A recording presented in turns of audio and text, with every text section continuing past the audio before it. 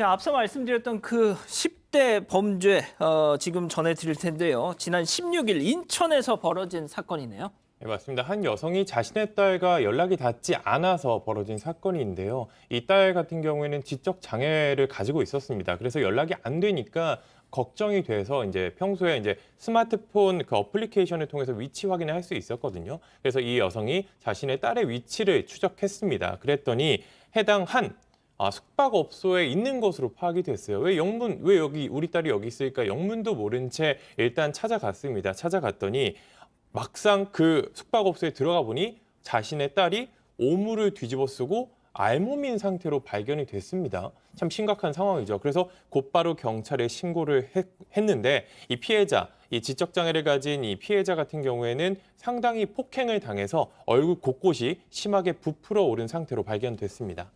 아니, 홍 기자, 그 모텔에서 그러니까 조금 더 구체적으로 어떤 상태에서 발견됐다는 거예요? 구체적으로 말씀드리기가 많이 어렵습니다. 그러니까 발견될 당시에 완전히 옷이 벗겨진 채였고 오물을 뒤집어 쓰고 있었다고 국민청원에서 전했습니다. 그리고 그뿐만 아니라 눈과 귀가 완전히 멍들어 있었고 부어 있어서 매일 밤 그다음부터는 악몽에 시달렸다 이렇게 전했어요. 그래서 평생 동안 정신적 충격과 트라우마를 안고 갈 것이 걱정된다. 반드시 엄벌해달라 이렇게 글을 남겼습니다.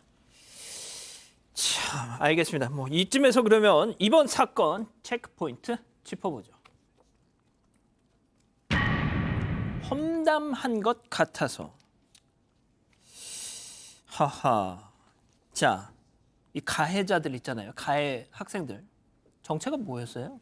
일단 이 지적 장애가 있는 이 피해자라고 말씀드렸지 않습니까? 또래입니다. 또래 이제 10대 청소년이었는데요. 불과 이제 같은 또래의 이 청소년들에게 이런 피해를 당했던 겁니다. 이 수사에 나선 경찰은 사건 발생 이틀 만에 범행 현장에 있던 10대 청소년 5명을 붙잡아서 조사를 하고 있습니다.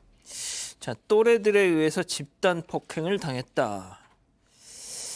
하하, 이게 참 왜 그런 거래요? 왜? 이 부분도 아직까지 좀 더 확인이 좀 돼야 될 부분입니다. 그렇지만 경찰에 얘기한 동기 부분은 지금 이제 피해 여학생이죠. 피해 학생이 자신들에 대해서 험담을 한 것으로 오해하거나 그렇게 믿어서 폭행을 했다라고 합니다. 그렇지만 뭐 더 많은 어떤 동기라든지 관계 부분은 아마 경찰이 좀 더 확인해야 될 걸로 생각이 들고요. 근데 이 가해자 이 10대 중에 2명 정도는 아예 학교도 지금 다니지 않는다고 파악이 됐고 나머지 이제 3명 정도는 지금 구속 영장이 신청된 상황입니다. 자, 승현님, 제가 여쭤볼 게 한 2가지 있는데 먼저 10대 그 피해 학생을 빼면 5명, 그러니까 피해 학생까지 하면 6명이 우르르 모텔에 들어갔어요. 어?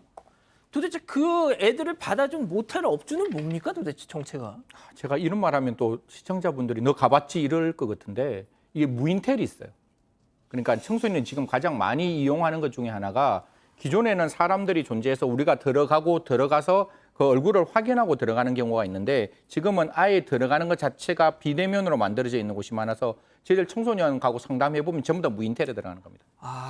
들어가는 자체 입구에 아무도 없다라고 이제 이야기가 나올 수 있는데 그래서 청소년들이 이런 부분을 악용하고 있는 부분이라서 제가 여기에서는 이야기를 하지 않았지만 이런 어떤 모텔이라는 곳이 청소년들에게 유해한 환경이 될 수 있다라는 점을 고려한다면 분명히 신원을 확인하고 모텔에서 이렇게 그 결제가 이루어질 수 있는 방법을 만들어야 되는데 아직까지 거기까지는 제대로 되어 있지 않다라는 말씀까지 드리겠습니다. 그거 정말 보완책이 필요해 보이네요. 네. 예. 자, 승현님 그리고 네. 뭐 홍 기자가 앞서 이제 이 구체적인 이 10대들의 범행 또 이 피해자의 상태에 대해서 구체적으로 묘사하진 않았지만 알몸인 상태에서 뭐 음식물 쓰레기 뭐 이런저런 온갖 오물 같은 거를 다 퍼붓고 그걸 또 동영상으로 촬영을 하면서 분명 희죽희죽 웃어댔겠죠. 예. 자, 저는 말이죠. 이런 걸 전해드릴 때마다 애들이 뭐 잘 몰라서 그러겠지.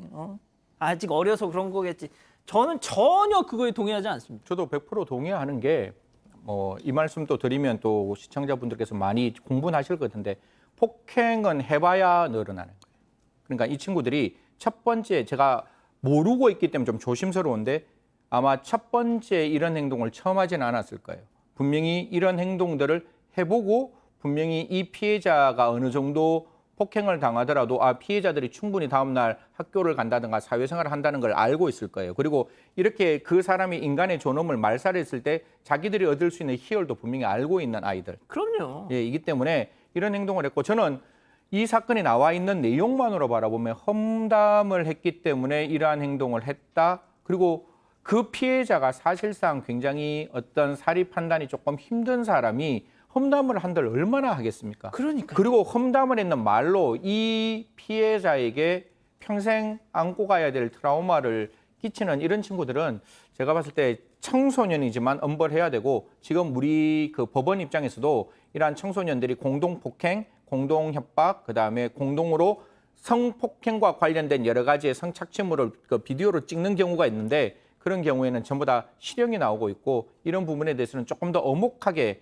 우리 법이 허용하는 아마 이게 소년이면 단기 10년, 장기 10년, 단기 5년까지 가능한데요. 그 범위 내에서 최고의 형벌을 좀 부과하는 게 필요하다고 생각합니다. 박 변호사님은 네. 어떻게 생각하세요? 그러니까 저는 뭐 승현님 말씀 조금만 더 붙이자면 최소한 말이죠. 인간에 대한 어떤 공감을 할 수 있는 이 정서를 가진 애들이라면 자, 이 지적장애 자기 친구를 오물 뒤집어 씌우고 그걸 때리고 알몸으로 뭐 그걸 또 촬영을 하면서 희죽희죽대고 그렇죠. 이거는 기본적으로 근데 뭐 일단은 예? 왜 그렇게 하게 됐는지 뭐 험담은 사실 납득하기는 어려워요. 안 되죠, 당연히. 그래서 왜 그렇게 하게 됐는지, 누가 주도를 했는지, 또 가담한 사람은 왜 가담했는지가 확인이 좀 돼야 될 것 같아요.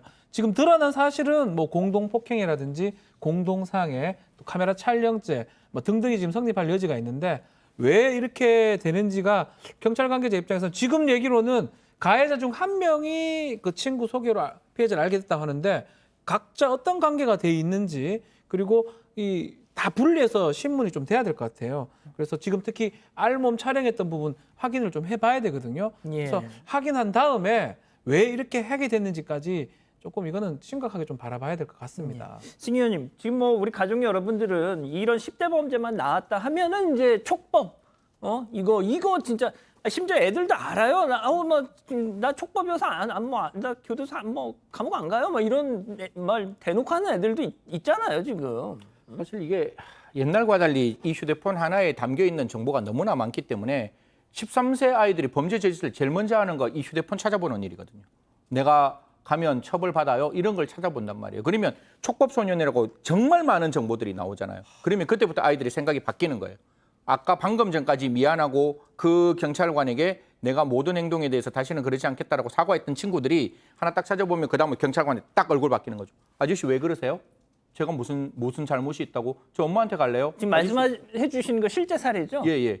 뭐 관계 없는 거잖아요. 라고 이렇게 표변하는 경우가 있는데 와. 사실 제가 생각하는 것은 우리가 말하는 촉법은 1960년대, 50년대에 거기서 만들어 놓은 촉법 소년이 지금의 형사 미성년자의 나이이기 때문에 2020년 지금의 입장에서는 적어도 촉법 소년의 나이가 민법과 비교한다면 1살 정도 내려가는 것은 분명히 가능해야 된다라는 생각을 드리고 거듭 말씀드리지만 범죄는 나이로 결정하는 것이 아니라 그 범죄의 죄질에 따라서 우리가 그 사람을 처벌할지 처벌 안 할지를 따져가야 되는 게 아닌가. 좀 제발 생물학적 판단에서 그 범죄의 경중으로 좀 이렇게 생각을 바꾸었으면 하는 마음입니다.